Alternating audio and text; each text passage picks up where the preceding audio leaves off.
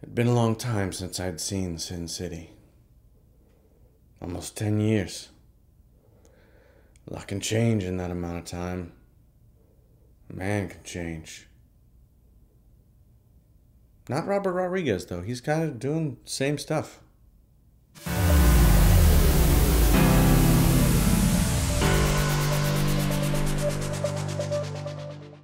Sin City, A Dame to Kill For, is directed by Robert Rodriguez and Frank Miller, and it stars Ava Green, Josh Brolin, Joseph Gordon-Levitt, Jessica Alba, Bruce Willis, and several other people.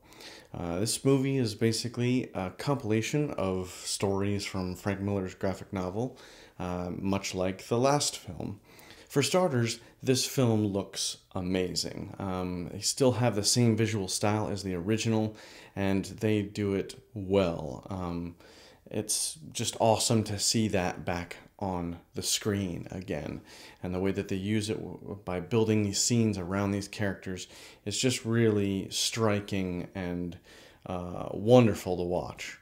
Another thing I liked was Jessica Alba's character, Nancy, was finally given an interesting story, and her character has a lot more scope in her performance than the first one. She has a much larger character arc, and what she goes through from the beginning of her story to the end, I thought she did a really good job, and her story was certainly interesting. The other standout performance for me was Joseph Gordon-Levitt. He steps onto the screen and you just feel like he belongs there. I mean, I love film noir, and he just jumps into that role like he was born to play it. And, he's done some other stuff like Brick, where he kind of plays that kind of a character in the dialogue and that sort of thing. But he does a great job. I felt like his storyline was actually the most compelling and the most interesting. And of the entire movie, I enjoyed his storyline the best. Unfortunately, the weakest story of the three is the one that the movie is actually named for. A Dame to Kill For is the Ava Green and the Josh Brolin storyline, and it just wasn't very compelling. It was predictable, and I didn't think even the character performances were nearly as good as what was going on in the other scenes.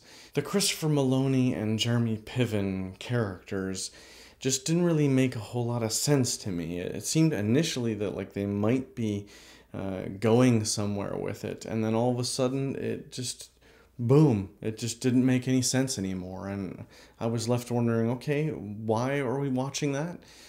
So the storyline as a whole, it's the longest piece in the film, and at the end of it, I just didn't find it that interesting. And that kind of leads to my biggest problem with the film, and that was there just wasn't a whole lot of mystery involved. A lot of the great film noir centers around a mystery that they're trying to solve, and even the first film has a lot of mystery behind everything that's going on to all these different characters, and you don't know what their relationships are and what that significance is to them, and a lot of that is revealed later on in the film, which is what made it cool and fun and interesting. Here, there's no mystery at all. It's all just kind of laid out on the table for you, right in front of you, and none of it is held back. And there were even one particular thing that, I was like, man, it'd be really interesting if they'd have waited to tell you that thing. But no, they just basically, they just vomit it out right in front of you and said, there it is. It's almost like they're standing in front of you just going, oh yeah, you want interesting character detail and interesting plot points? Well, there you go. Get out. That was frustrating. Unfortunately, these stories just aren't as good as the ones in the previous film. And it almost seemed like at times they were trying to make up for that by just being gratuitous, in every aspect. Honestly, I feel like if Robert Rodriguez had spent a little bit more time showing us the story and a little less time showing us all of Eva Green, then maybe it would have been a better film. I'm going to give it a 4 out of 5, simply based on the strength of the visuals and many of the performances, like Joseph Gordon-Levitt. It was also great seeing Mickey Rourke as Marv again, and he has some great scenes as well. Is this as good as the original? No, not by a long shot, but there's still some good stuff here. So Sin City, what did you think? Leave a comment below and maybe we can talk about it. And as always, click right here if you like what you see and subscribe to even more of me.